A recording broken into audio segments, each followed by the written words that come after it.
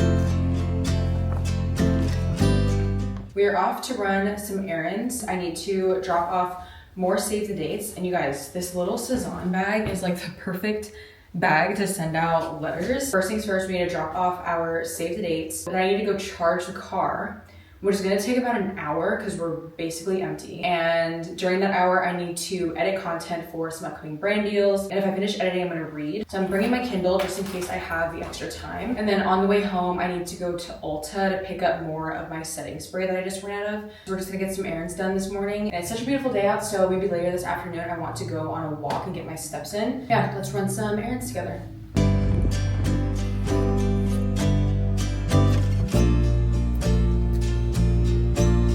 All right, let's get to work.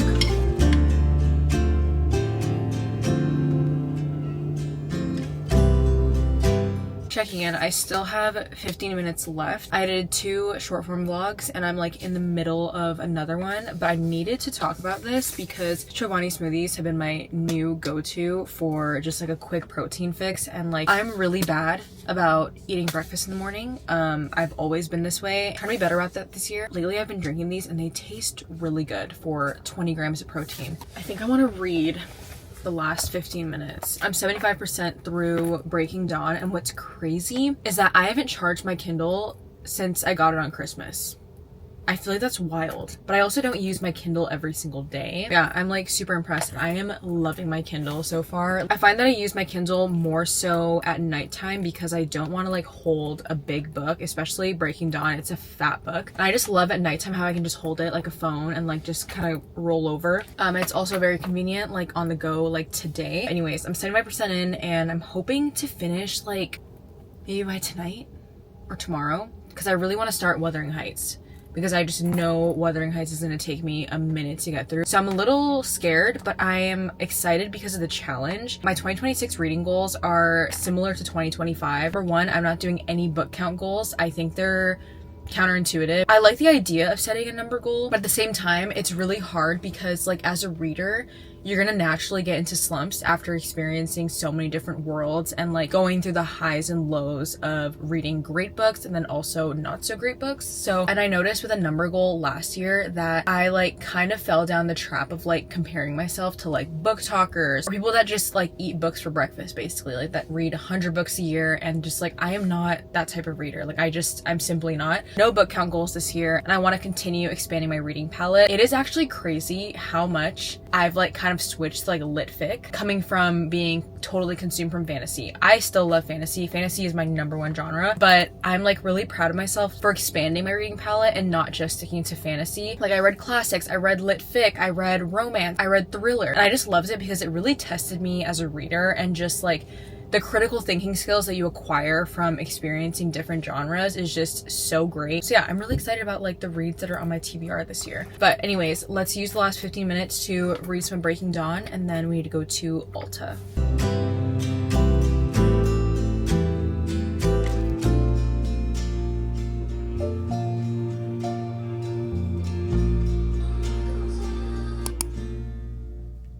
Afternoon cafecito acquired. You guys, I've been in like flow state for the past 2 hours since I got home. I've been like killing my to-do list today, and today was like a very editing heavy type of day. I have some really exciting brand deals going out, and this one in particular that I'm working on, I'm just so proud of, and it just feels good to like partner with brands that like truly trust your creative vision and give you the freedom to express yourself in like your most authentic way. So I'm very excited, but I wanted to share my latest obsession. I got these little to-do list papers from Muji the other day when I was in the city, and it's such an aesthetic little notepad. I primarily use my notes app for my to-do list just because like primarily I'm on my phone or I'm on my laptop doing work, but this was like a really nice like breath of fresh air for me because sometimes I don't want to write in my journal because it's like so big. I just want something really small like this. So I really recommend it if you want a cutesy little to-do list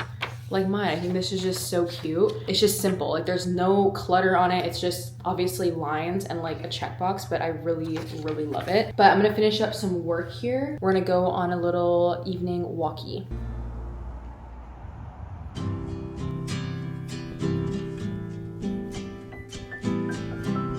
Alrighty besties, I'm winding down, getting ready to sleep soon, but I want to end the day with some reading, of course. I only got to about 76% today, and I'm going to read for about 30 minutes before I go to bed, but I thought we could end the vlog here, so comfy cozy cult. If you made it this far, comment down below the snowflake emoji because we are getting through this winter together. Bonus points if you want to let me know what you're doing to beat the winter blues or just an act of self-care during the winter season. Thank you guys so much for watching, and I will see you in the next video. Love you, bye.